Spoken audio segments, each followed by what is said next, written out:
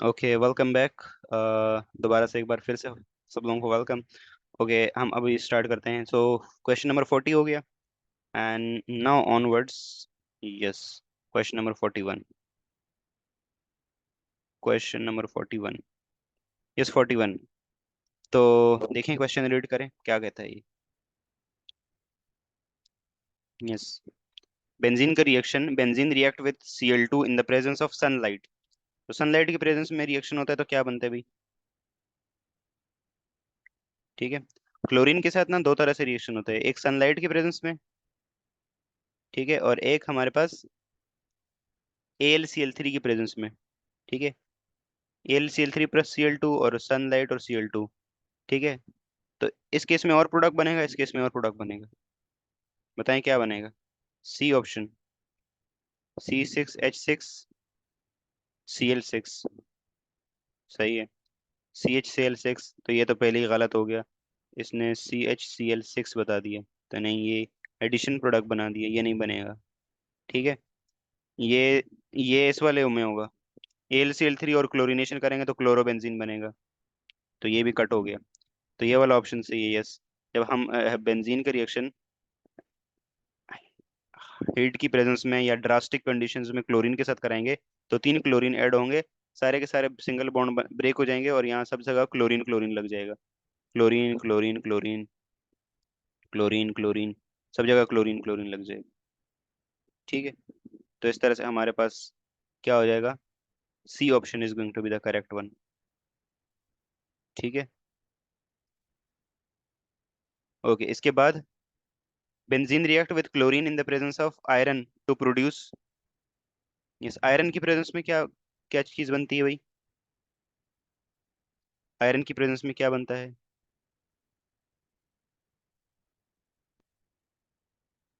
Yes, yes, yes. बताएं, जल्दी बताएं। आयरन की प्रेजेंस में क्या बनता है? तो यहाँ पे भी ड्रास्टिक कंडीशंस ही हैं। Benzene hexachloride, benzoyl chloride, benzyl chloride नहीं, बेंजोइल क्लोराइड नहीं, क्लोरोबेंजीन भी नहीं। तो ये भी यहाँ पे बेंजाइन ये वाली चीज बनेगी। ठीक है, ये कैटलिस्ट के तौर पे काम करता है और क्लोरीन गैस का बोला हुआ है। तो यहाँ पे भी बेंजाइल क्लोराइड तो बनेगा ही नहीं, बेंजाइल क्लोराइड ये होता है, बेंजाइल क्लोराइड ये होता है। सॉरी, यहाँ से ऐसा और यहाँ से CH2। ये बेंजाइल क्लोराइड है, बेंजोइल क्लोराइड ये होता है, बेंजोइल क्लोराइड। यहाँ से CO और यहाँ से जो है वो Cl। तो ये वाला प्रोडक्ट बनने की पॉसिबिलिटी नहीं है, ये भी नहीं है। क्लोरोबेंजीन, क्लोरोबेंजीन AlCl3 वाले केस में बनेगा, AlCl3 का जब रिएक्शन होगा। ठीक है, तो इस केस में बेंजीन हेक्साक्लोराइड बनेगा। ठीक है, C6HCl6। तो ऑप्शन A इज करेक्ट। ठीक है, क्लियर है।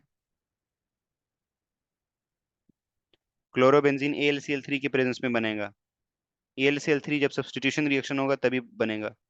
ठीक है, नेक्स्ट। आप बताएं। ये वाला लंबा चौड़ा सवाल है, इसमें थोड़ा सा टाइम लगेगा। इस वाले क्वेश्चन में जरा देखें क्या बोला है इसने।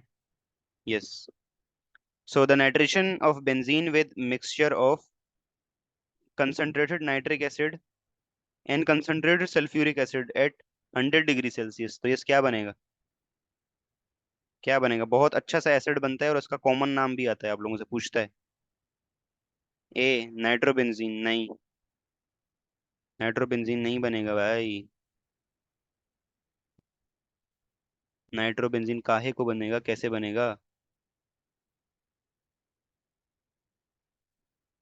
देखें दो तरह की कंडीशंस होती हैं आप लोगों के पास। ठीक है, एक हमारे पास ये होता है कि आप लोग के लिए बेंजीन लें,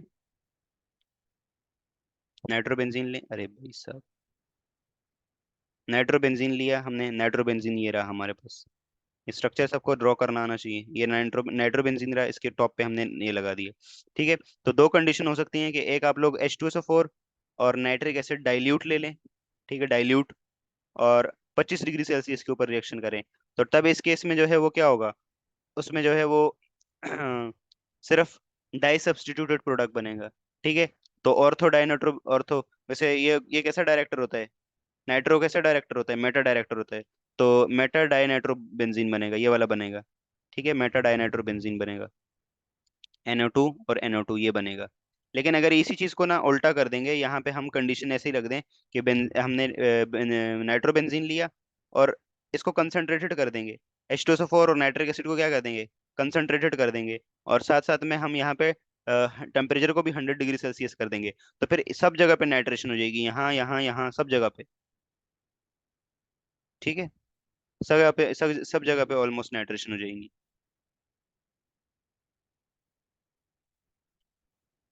ठीक हो गया। और यस, तो तब जो है वो एक्सेसिव नाइट्रेशन होगी, और सब जगह नाइट्रे वो ये लगेगा हम लोगों के पास, इधर भी नाइट्रो, इधर भी नाइट्रो, इधर भी नाइट्रो, इधर भी नाइट्रो। ठीक है, सब जगह नाइट्रो लग जाएगा। ठीक है, तो इसमें ऐसा कोई केस है? ऐसा तो कोई केस ही नहीं है भाई। चलें, अब ये वाला ऑप्शन ही नहीं है। Very good. तो चलें, अब हम थोड़ा और तरीके से देखते हैं। डाई सब्स्टिट्यूटेड प्रोडक्ट बोला है ना, तो अब डाई सब्स्टिट्यूटेड प्रोडक्ट में क्या हो सकता है? सिर्फ नाइट्रोबेंजीन तो होगा नहीं, क्योंकि नाइट्रोबेंजीन से स्टार्ट की है कहानी।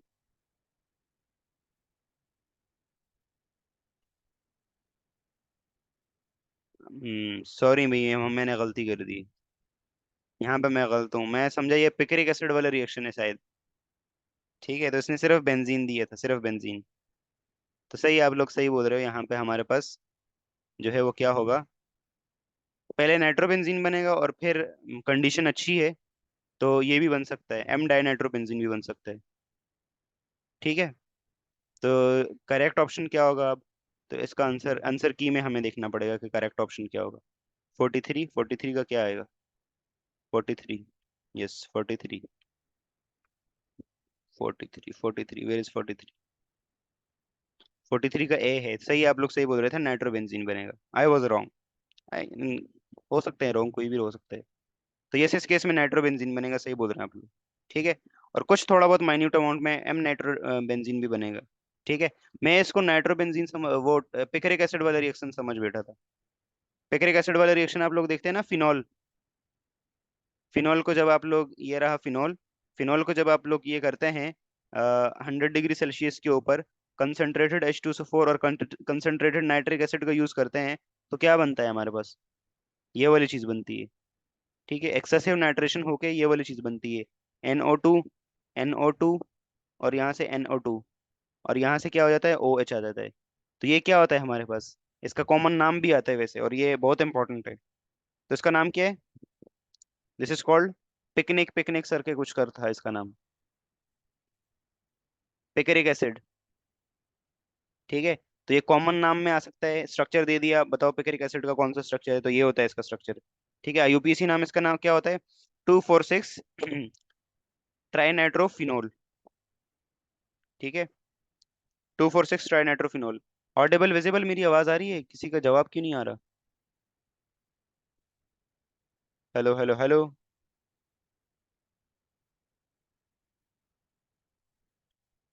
यस, तो फिनॉल के केस में ये वाला प्रोडक्ट बनेगा। ठीक है, बेंजीन के केस में नाइट्रोबेंजीन ही बनेगा, आप लोग को सही बता रहे। ठीक हो गया। अच्छा ओके, इसके बाद हम बात करते हैं किसकी? इसके बाद नेक्स्ट MCQs 43, 44 पे आए। Yes, which one of the following produce with when mixture of benzene vapour and oxygen is passed over catalyst vanadium pentoxide? तो क्या बनता है भाई, क्या क्या चीजें बनती हैं? Oxalic acid. ऑक्सैलिक एसिड कब बना भाई?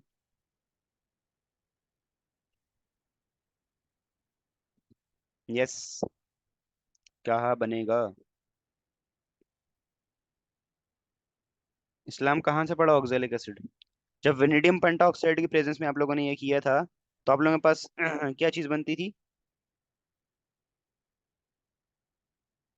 आप लोगों के पास ग्लाइऑक्सिल बनता था। ठीक है, और साथ साथ में मेलिएक एनहाइड्राइड। ग्लाइऑक्सिल और मैलिक एनहाइड्राइड दोनों चीजें बनती थी। ठीक है, ये वाला रिएक्शन आप लोग अपनी बुक में जाके देख सकते हैं। ठीक है, तो बेंजीन का रिएक्शन जब वेनेडियम पेंटॉक्साइड के साथ एक्सेसिव हीट में कराते हैं, तो इस केस में दोनों ये वाले दोनों प्रोडक्ट्स बनते हैं। ठीक है, ग्लाइऑक्सिल, ग्लाइऑक्सिल ये होता है CHO, CHO। ठीक है, तो इसका IUPAC नाम भी कई बार पूछ देता है। इसका IUPAC नाम होता है ईथर डाई आल। ठीक है, और जो मेलिक एनहाइड्राइड होता है, वो मेलिक एनहाइड्राइड ये होता है, यहाँ से O, यहाँ से ऐसा, यहाँ से ऐसा, यहाँ से ऐसा, यहाँ से C, यहाँ से ऐसा। ठीक है, यहाँ से ऐसा और यहाँ से ऐसा। तो ये होता है मेलिक एनहाइड्राइड। तो इसमें ग्लाइऑक्सिल भी बनता है और मेलिक एनहाइड्राइड भी बनता है, दोनों प्रोडक्ट्स बनते हैं, ये दोनों नहीं बनते। तो B और D दोनों सही होंगे भाई, लेकिन ऐसा कोई ऑप्शन दिया हुआ नहीं है इसने। क्लियर है यहाँ तक?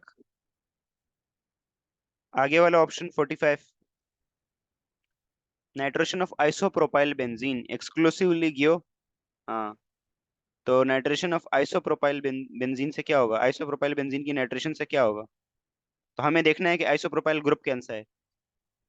आइसोप्रोपाइल कौन सा ग्रुप होता है भाई? कैसा डायरेक्टर होता है, ऑर्थो, पैरा, मेटा, कैसा होता है? ये आप लोगों को पता होना चाहिए, डायरेक्टर जब भी आप लोगों को दे फौरन पता होना चाहिए कि बस कहाँ पे होगा, कहाँ पे लगेगा। बताएं, जल्दी बताएं, hurry up, make it fast. Meta. मैं आप लोगों को एक लिस्ट बना के दे रहा हूँ, वो लिस्ट याद करनी है आप लोगों ने। ठीक है, तो जस्ट मुझे व्हाइट बोर्ड लेने दें। ठीक है, ओके। जितने भी अल्काइल ग्रुप्स होते हैं, ठीक है, अल्काइल ग्रुप्स हो गया, अल्काइल ग्रुप। अब आइसोप्रोपाइल अल्काइल ग्रुप है ना, जैसे आइसोप्रोपाइल हो गया, तो आइसोप्रोपाइल ये होता है ना CH3 और CH3, और यहाँ से ये लगा हो, आइसोप्रोपाइल ग्रुप हो गया। ठीक है, मिथाइल हो गया, इथाइल हो गया, C2H5। ये सब के सब अल्काइल ग्रुप हैं। ये सब के सब क्या, कैसे डायरेक्टर होते हैं, ऑर्थो पैरा होते हैं। ठीक है, सेकंड नंबर पे वो एलिमेंट्स जिनके ऊपर लोन पेयर होगा, जैसे हमारे पास NH2 हो गया, जैसे हमारे पास OH हो गया, जैसे हमारे पास SH हो गया। ठीक है, जैसे हमारे पास O नेगेटिव हो गया। ये सारे वो डायरेक्टर होंगे, ये हमारे पास क्या होंगे, सबके सब ये हमारे पास, ये भी ऑर्थो पैरा डायरेक्टर होंगे, और ये रिंग को एक्टिवेट करेंगे। ठीक है, रिंग एक्टिवेटर कहलाएंगे। और ऐसे जिनके अंदर डबल बॉन्ड हो, मल्टीपल बॉन्ड हो, जैसे नाइट्रो हो गया, तो नाइट्रो ये होता है, नाइट्रो का स्ट्रक्चर ऐसा होता है। ठीक है, तो नाइट्रो हो गया, एल्डिहाइड हो गया। ठीक है, कीटोन हो गया। ठीक है, कार्बोक्सिलिक एसिड हो गया। ठीक है, जैसे बेंजोइक एसिड। इसी तरह से नाइट्राइल हो गया, C ट्रिपल बॉन्ड के साथ N। ठीक है, ये हो गया। तो जब देखें ऐसे डायरेक्टर जहाँ डबल बॉन्ड मल्टीपल बॉन्ड्स आ रहे हैं ना, ये वाले डायरेक्टर मेटा डायरेक्टर आते हैं। ठीक है, ये वाले मेटा होते हैं। ठीक है, बाकी जिनके ऊपर लोन पेयर, ठीक है, और नेगेटिव चार्ज होगा, वो क्या, कैसे डायरेक्टर होंगे, वो ऑर्थो पैरा डायरेक्टर होंगे। ठीक है, ठीक हो गया, यहाँ तक क्लियर सब लोगों को? खदीजा ने अली नियाज, बहुत जल्दी आ गई आप। नजर आ रहा है, ये लाइट्स वाइट का बंदोबस्त करें। खदीजा, लाइट्स का बंदोबस्त करें।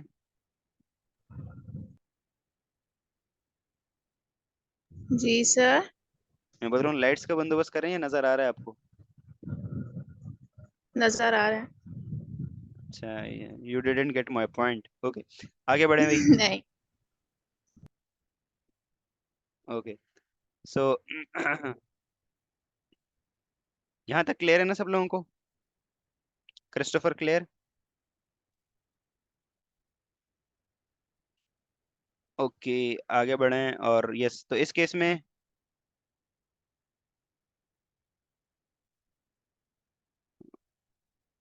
Okay Khadija, okay. तो यस, यहाँ पे शेर भाई साहब, तो इसने कहा है कि हमारे पास क्या बनेगा, कौन सा आइसोमर बनेगा? तो नाइट्रो आइसोप्रोपाइल हमारे पास कैसा ग्रुप है, ऑर्थो पैरा है ना। तो क्या प्रोडक्ट बनेंगे भाई, का प्रोडक्ट बनेगा हमारे पास?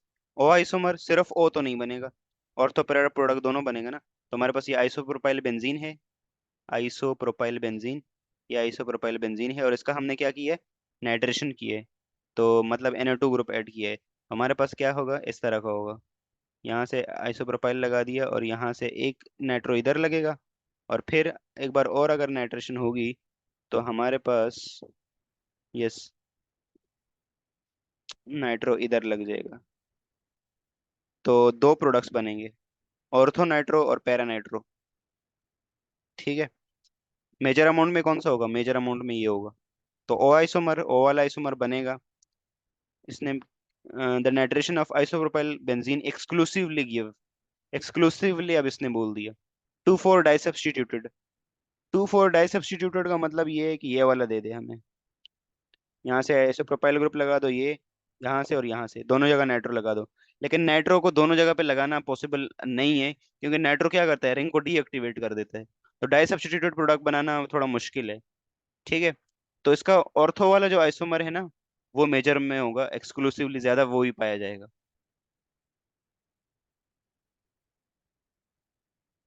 ठीक है। एनआर3 बुक में ऑर्थोपेरा एक्टिवेटिंग में, एनआर3 प्लस। हाँ, तो एनआर3 प्लस के ऊपर देखो क्या, एनआर3 प्लस ये होता है ना, एनआर3 प्लस। प्लस है, ये सिर्फ ऐसा ही है। सिर्फ ऐसा है तो फिर इसके ऊपर देखो लोन पेयर होते हैं ना, तो ये ऑर्थोपेरा में आएगा। ठीक है। ऑर्थोपेरा में आएगा फिर तो सही है। हाँ तो सही है, ऑर्थोपेरा में आएगा और रिंग एक्टिवेटिंग में आएगा। ठीक है। लेकिन अगर इसके ऊपर प्लस लगा दोगे ना, तो फिर कहानी उल्टी हो जाएगी।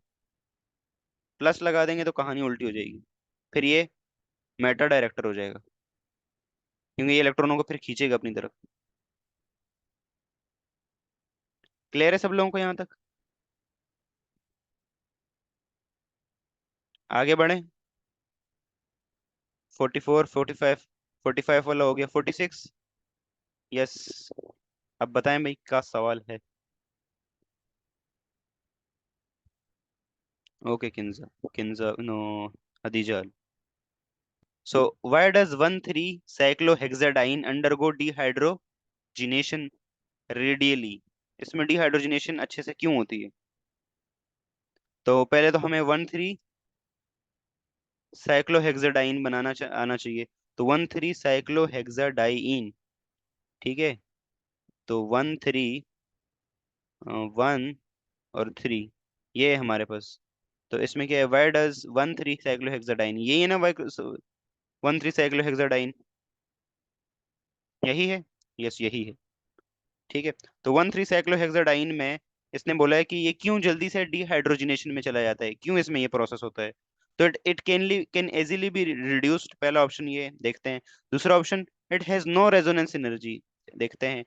It can not undergo dehydrogenation, नहीं जाता है ये। It gains considerable stability by coming benzene. तो yes.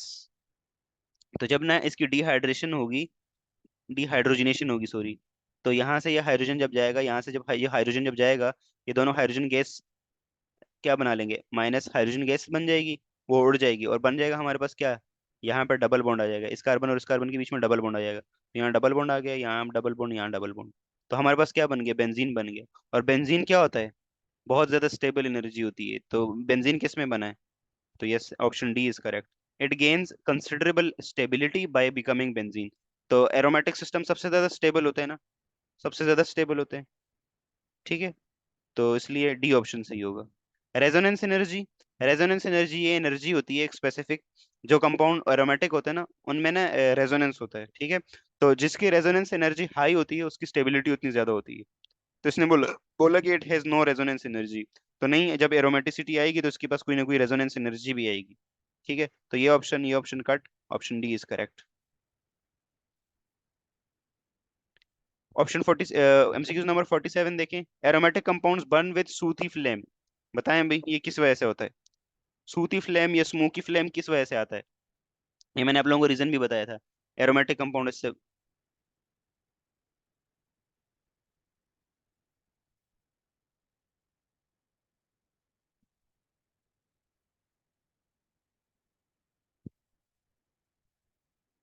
Okay Khadija. A, they have relatively high percentage of carbon atoms. Okay, very good Kinza. और तो यस, इनमें ना कार्बन की परसेंटेज ज्यादा होती है, तो इस वजह से ये, इनका जो सूत होता है या जो बर्न होते हैं, तो इनका जो धुआं होता है वो काला काला होता है, एकदम बहुत डार्क काला होता है। जैसे हम सूती सूती फ्लेम कहते हैं, ये स्मोकी फ्लेम कहते हैं। तो इसमें कार्बन की परसेंटेज ज्यादा होती है इस वजह से।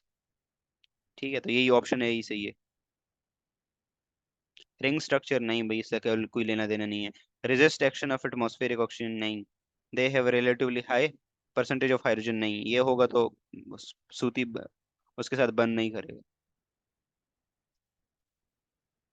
यस, यहाँ तक क्लियर है। आगे बढ़े।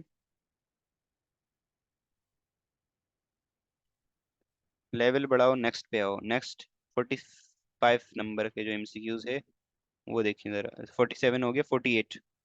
The ozonolysis of benzene, benzene का ओजोनोलिसिस करेंगे तो क्या बनेगा? बेंजीन का ओजोनोलिसिस करेंगे तो क्या बनेगा? ओजोनोलिसिस का मतलब ये है कि बेंजीन का रिएक्शन किसके साथ कराना है? O3 के साथ कराना है। ठीक है, तो आप लोगों ने ये वाला रिएक्शन देखा होगा, इसके शायद 9 मोल्स यूज होते थे। और हमारे पास क्या बनता था? ग्लायोक्सिल। ग्लायोक्सिल बनता था, जिसका स्ट्रक्चर ये होता है CHO CHO, और यहाँ से CHO। This is ग्लायोक्सिल। ठीक है, इथाइल ग्लायोक्सिल नहीं बनेगा, मिथाइल ग्लायोक्सिल नहीं बनेगा, डाइमिथाइल ग्लायोक्सिल नहीं बनेगा, ग्लायोक्सिल बनेगा। ठीक है, ये वाला रिएक्शन O3 वाला रिएक्शन आप लोगों ने देखा होगा। Option A is correct. ठीक है, इससे पहले एक आया था, उसमें दो प्रोडक्ट थे, एक मेलिक एसिड था और एक ग्लायोक्सिल था। तो यस, वेनेडियम पेंटाऑक्साइड की प्रेजेंस में मैलिक एसिड बनता है। ठीक है, मुझे अभी याद आया, मैलिक एसिड बनता है। तो मैलिक एसिड को उसमें कंसिडर करना है, और जब O3 का यूज होगा तो ग्लायोक्सिल बनेगा। ठीक है, तो आंसर की में अगर आगे पीछे हो गया तो देख लेना, ऐसा ना हो कि सर आपने क्लास में कुछ और बताया था, आंसर की में कुछ और है। Malic acid, vanadium pentoxide. ठीक है, पीछे मैं आप लोगों को दिखाता हूँ, रुके एग्जांपल कहाँ है वो। ये वाली जो एग्जांपल है, कहाँ है भाई? ये वाली इसमें इसमें ग्लायोक्सिल सही आंसर होगा। ठीक है, दोनों नहीं बनेंगे, ये इसमें मेलिक, सॉरी ग्लायोक्सिल नहीं, मेलिक एनहाइड्राइड सही आंसर होगा। ठीक है, ये बनेगा। This is malic anhydride. ठीक है, इसमें ये वाला ऑप्शन सही नहीं होगा, डी ऑप्शन सही होगा। ओके, आगे। यस, ओजोनोलिसिस से करने से क्या बनेगा? ग्लायोक्सिल बनेगा, और हमने ये मार्क कर दिया। इसके बाद आगे बढ़े। विच one of the following statement is true about benzene? अब बताएं भाई, बेंजीन के लिए कौन सा स्टेटमेंट ट्रू है? एक स्टेटमेंट इतनी बड़ी बड़ी है। सबसे पहले है कि mono substitution of benzene produce two isomeric substances. तो क्या मोनो सब्सटीट्यूशन से दो आइसोमर बनते हैं? नहीं, एक बार सब्सटीट्यूशन करने से तो दो आइसोमर नहीं बनते। खैर, आगे देखते हैं। Benzene undergo addition reaction because of presence of double bond. Benzene addition reaction देता है? नहीं देता एडिशन रिएक्शन, सेकंड वाला पॉइंट तो कट हो गया। स्पेशल कंडीशंस में देता है, जब उसको बिल्कुल दीवार से लगाया जाता है, बहुत ज्यादा हीट दी जाती है, तब देता है। वैसे ये क्या देता है? इलेक्ट्रोफिलिक सब्स्टिट्यूशन रिएक्शन देता है, इलेक्ट्रोफिलिक एरोमेटिक सब्स्टिट्यूशन। तो ये भी नहीं है। C option, there is a cyclic delocalization of pi electron in benzene, ये वाला पॉइंट सही है। ये वाला पॉइंट कंसिडर हो सकता है। ठीक है, फोर्थ को देखते हैं जरा। There are two types of carbon carbon bonds in the benzene. नहीं, कार्बन कार्बन बॉन्ड दो टाइप के नहीं होते, एक ही टाइप के होते हैं। ठीक है, ये हमारे पास बेंजीन है, तो सिंपल कार्बन कार्बन के एक ही टाइप के बॉन्ड है। ठीक है, बाकी हाइड्रोजन का बॉन्ड होता है। तो ऑप्शन ए गलत है, सही नहीं है। बेंजीन के लिए ट्रू नहीं है, बी भी ट्रू नहीं है। सी इज ट्रू, क्योंकि ये जो तीन इलेक्ट्रॉन है, तो there is a cyclic delocalization of pi electrons. तो ये जो तीन पाई इलेक्ट्रॉन होते हैं ना, ये घूमते रहते हैं रिंग के अंदर। ठीक है, ऐसे घूमते रहते हैं, और हमारे पास बेंजीन का डिफरेंट डिफरेंट स्ट्रक्चर बनते हैं। तो ये साइक्लिक क्या है? डीलोकलाइजेशन है। ठीक है, तो ऑप्शन सी इज करेक्ट।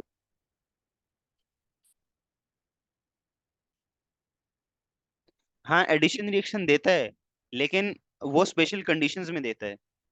ठीक है, जैसे मैं अभी दो दो प्रॉब्लम मैंने एडिशन रिएक्शन वाले सॉल्व किए हैं आप लोगों को। तो वो स्पेशल कंडीशंस में देते हैं। ठीक है, जब आप लोग उसको ना स्पेसिफिक हीट करो, बहुत ज्यादा प्रेशर के अंदर हीट करो, तब जाके मजबूरी में देता है। मतलब उस बेचारे को बिल्कुल दीवार से लगा देते हैं हम, इतना एटमॉस्फेरिक प्रेशर बढ़ा देते हैं, इतनी हीट कर देते हैं कि वो उसको फिर देना ही पड़ता है, कोई और ऑप्शन ही नहीं है उसके। नॉर्मल कंडीशन में वो इलेक्ट्रोफिलिक एरोमेटिक सब्स्टिट्यूशन देता है। ठीक है, जिसमें हम एक हाइड्रोजन को रिप्लेस कर देते हैं। जैसे आप लोगों ने बेंजीन में पढ़ा होगा ना, कि बेंजीन में एक हाइड्रोजन को रिप्लेस कर दिया, इसकी जगह पे Cl लगा दिया, क्लोरोबेंजीन बन गया, नाइट्रोबेंजीन बन गया, बेंजोइक एसिड बन गया। ठीक है, तो ये वाले प्रोडक्ट ज्यादा बनते हैं, बनस्पत ये कि उसमें डबल बॉन्ड को तोड़ो और उसकी स्टेबिलिटी को बेचारे को खत्म कर दो। क्लियर है, आगे बढ़े। एमसीक्यूज नंबर 50, 50 में देखें क्या बता रहे हैं ये। Which one of the following are electrophilic substitution reaction. तो इलेक्ट्रोफिलिक कौन से हैं भाई? Conversion of, yes, conversion of methyl chloride to methanol. तो ये क्या है, इलेक्ट्रोफिलिक है। तो क्या बोले, मिथाइल क्लोराइड, तो मिथाइल क्लोराइड ये होता है और मिथेनॉल ये होता है, CH3OH। तो यहाँ पे Cl को OH ने रिप्लेस किए, तो नहीं ये इलेक्ट्रोफिलिक तो नहीं है, ये न्यूक्लियोफिलिक है। न्यूक्लियोफिलिक सब्स्टिट्यूशन रिएक्शन है, एसएन रिएक्शन है ये। Chlorination of benzene, yes, chlorination of benzene, chlorination of methane, formation of ethane from ethanol. Formation of ethane from ethanol ये भी नहीं है, ये डिहाइड्रेशन रिएक्शन है। इथेनॉल ये रहा, और इससे हम जब C2H5OH, इसमें से जब वाटर निकलता है, डिहाइड्रेशन जब होती है तो तब जाके C2H6 बनता है ना। ठीक है, तो ये भी नहीं है। पहला वाला ऑप्शन कट, लास्ट वाला option cut. Chlorination of methane, तो chlorination of methane electrophilic substitution, उनको चलें देखते हैं। और दूसरा है chlorination of benzene. Chlorination of methane free radical substitution होता है। कैसा होता है, फ्री रेडिकल सब्स्टिट्यूशन। और क्लोरीनेशन ऑफ बेंजीन, बेंजीन ये रहा, और इसके ऊपर जैसे एक हाइड्रोजन है, इसका रिएक्शन Cl2 से कराओ AlCl3 की प्रेजेंस में, तो क्या बनता है, क्लोरोबेंजीन। तो इसमें देखो, इस एक इलेक्ट्रोफाइल को रिप्लेस किया है ना, क्लोरोबेंजीन बनता है। तो ये इलेक्ट्रोफिलिक सब्स्टिट्यूशन है। Option B is correct. ठीक है, ऑप्शन बी इज करेक्ट। कायनात बहुत जल्दी आ गई आप, वेलकम। कायनात रोशनी नजर आ रही है आपको, मतलब नजर आ रहा है? ये लाइट स्वेट का कुछ इंतजाम करें।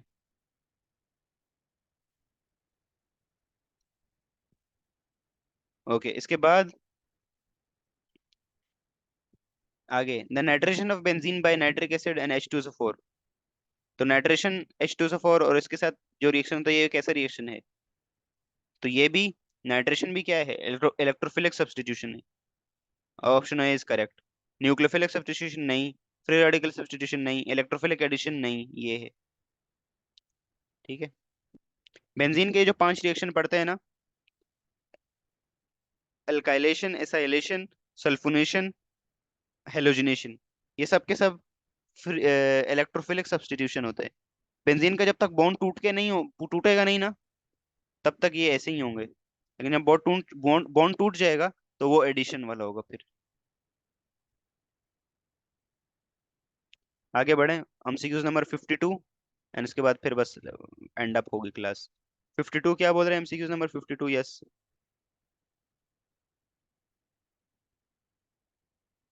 तो which one of the following is most reactive towards electrophilic nitration. तो कौन सा सबसे ज्यादा है, यस, सी, नाइट्रोबेंजीन। ओके, और सी, खदीजा हाउ, कैसे? D, nitrobenzene. ओके, चले हम यहाँ देख लेते हैं। ठीक है, तो सबसे पहले ना बेंजीन है, नॉर्मल बेंजीन। तो नॉर्मल बेंजीन को ड्रॉ कर लो। नॉर्मल बेंजीन ये रहा। ठीक है, नॉर्मल बेंजीन ये रहा। फिर दूसरे नंबर पे टोलिन है। ठीक है, टोलिन ये रहा। फिर बेंजोइक एसिड है। बेंजोइक एसिड कैसा होता है, COOH। और फिर क्या है, नाइट्रोबेंजीन। नाइट्रोबेंजीन ये रहा। सब में सबसे ज्यादा किस में होगा, सबसे ज्यादा किस में होगा? अभी किसने ज्वाइन किया, वेलकम जिसने भी ज्वाइन किया भाई। अभी एंड पे आ रहे हैं जब क्लास एंड अप होने वाली है। Welcome, IMN, welcome. वालेकुम अस्सलाम। Who is this?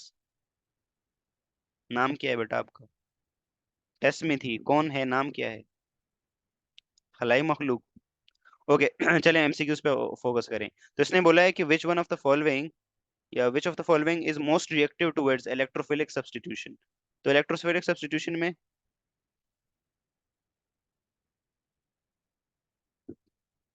किसका मतलब किस में सबसे ज्यादा तेज होगा, तेज होगा यही बोला है।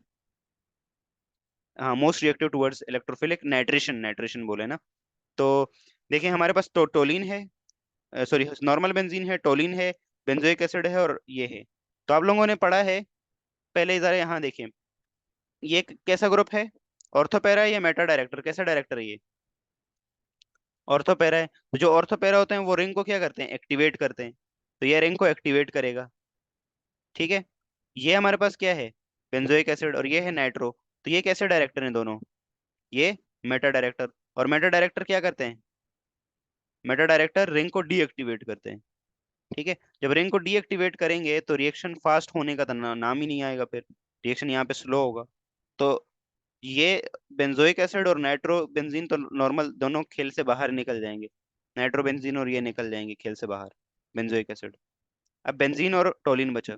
तो बेंजीन के ऊपर तो कोई दूसरा ग्रुप है ही नहीं जो कि इसको एक्टिवेट करे, लेकिन टोलिन के अंदर CH3 है जो इसको एक्टिवेट करेगा। तो इसमें सबसे तेज रिएक्शन होगा, इसमें नाइट्रेशन सबसे आसानी से होगी, सबसे तेज होगी, ठीक है। सबसे पहले नंबर पे नाइट्रेशन इसमें तेज होगी। दूसरे नंबर पे किस में होगी, दूसरे नंबर पे नॉर्मल बेंजीन में होगी, क्योंकि इसमें कोई लेने देने वाला नहीं है। लेकिन यहाँ पे तो ये इलेक्ट्रॉनों को विड्रॉ करेंगे, डीएक्टिवेट करेंगे। और इन दोनों में भी कंपेयर करें तो CH नाइट्रो बहुत ज्यादा स्ट्रॉन्ग इलेक्ट्रॉनों को विड्रॉ करता है। तो ये 4 नंबर पे आएगा और ये 3rd नंबर पे आएगा। अगर ऑर्डर भी बताना पड़े तो ऑर्डर में ये होगा, सबसे ज्यादा तेज इसमें होगा, फिर इसमें होगा, फिर इसमें होगा, फिर इसमें होगा। लेकिन जैसे नॉर्मल एमसीक्यूज में इसने बताया तो यहाँ तो मसला ही नहीं, ठीक है। क्लियर है यहाँ तक सब लोगों को, क्रिस्टोफर क्लियर। ओके, चलें, दैट्स ग्रेट। सो यहाँ तक ये हमारे पास 52 एमसीक्यूज होगा। आगे जल्दी से, बस 2 मिनट बाकी, वही 4 मिनट बाकी। यस, ये लास्ट एमसीक्यूज है, इसमें ये करें और इसके बाद फिर छुट्टी। क्या बोले भाई, अरेंज करना है इसे हमने, जल्दी जल्दी जल्दी जल्दी से हमें करना है। अरेंज C6H5CH3, ये क्या है हमारे पास, ये टोलिन दी है इसने, टोलिन।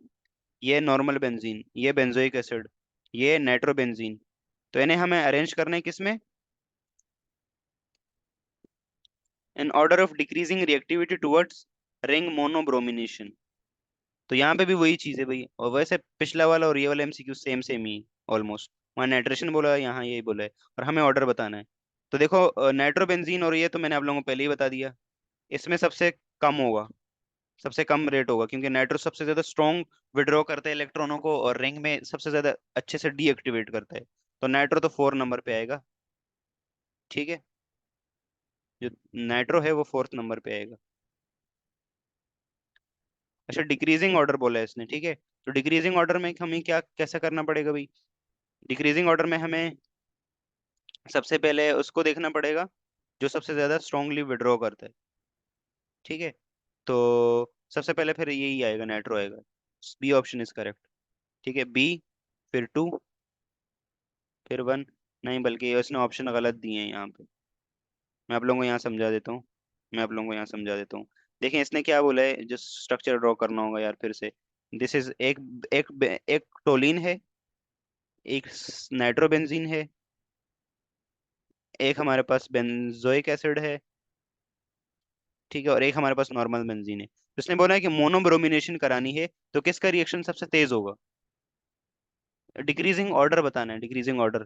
डिक्रीजिंग ऑर्डर का मतलब ये है कि सबसे पहले सबसे ज्यादा मोनोब्रोमिनेशन किस में होगी, फिर कम, फिर कम, फिर कम। तो सबसे ज्यादा अच्छी ब्रोमिनेशन इसमें होगी, फिर दूसरे नंबर पे इसमें होगी, फिर तीसरे नंबर पे इस वाले में होगी, फिर चौथे नंबर पे इस वाले में होगी। तो ऐसे वाले ऑप्शन कोई हैं, 1 पे टोलिन, 1 फिर 3। हाँ, ऑप्शन ए सही है, पहले 1, फिर जो है वो, देखो 1 पे ना, इसमें टोलिन में, फिर 3, अरे थ्री कहाँ से आ गया? फिर टू आएगा। One two three four. ठीक है। मैंने यहाँ लिख दिया यार, ऑर्डर देख लेना, अभी मुझे समझ नहीं आ रहा कौन सा ऑप्शन सही होगा। दिमाग घुमा हुआ है मेरा भी। ऑर्डर लिख दिया मैंने, ये वाला ऑर्डर जहाँ जिस जिस वाले उसमें फॉलो हो रहा है देख लें। कौन से वाले ऑप्शन में फॉलो हो रहा है? वन। वन में क्या आ गया? वन में हमारे पास ये है, टोलिन है। फिर थ्री, थ्री में ये आ गया। नहीं, पहला वाला ऑप्शन गलत है। ऑप्शन नंबर सी, सेकंड में देखो तो थ्री पहले पे आ गया, नहीं ये गलत है। वन से फिर टू सही है, फिर थ्री, फिर four. Option C is correct. ठीक है, ऑप्शन सी सही है। ऑप्शन सी सही है। देखो पहले पे ये आएगा, तो ये देखो लिखा हुआ है। दूसरे पे ये बेंजीन आएगा, तो ये देखो बेंजीन आ गया। तीसरे पे ये बेंजोइक एसिड आएगा,